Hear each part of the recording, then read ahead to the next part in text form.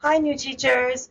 This is just a tutorial on how to access the resources available to you on EL Education.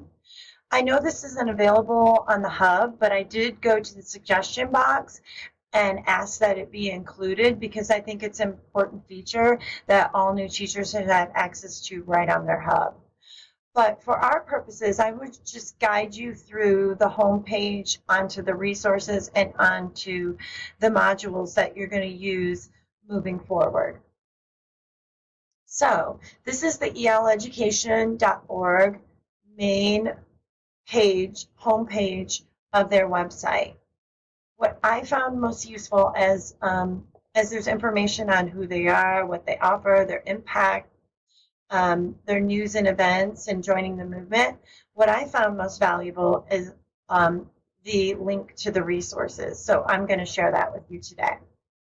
There's the library, the curriculum, the student works, collections, and PD packs. But I want you to go to curriculum because that's where the meat and potatoes of what we need to teach is available. So you go to curriculum.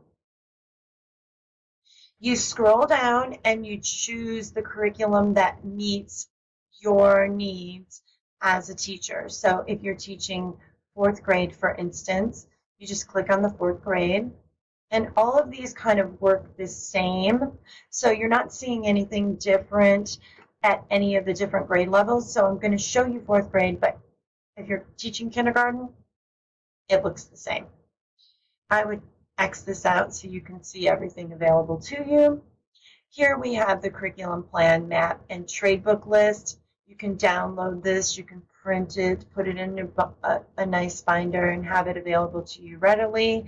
I'm kind of a techie, so I do everything technology-wise, but I know not everyone shares that same capacity, so it's available to you, but if you need a hard copy, this is where you need to get the information from to copy it down.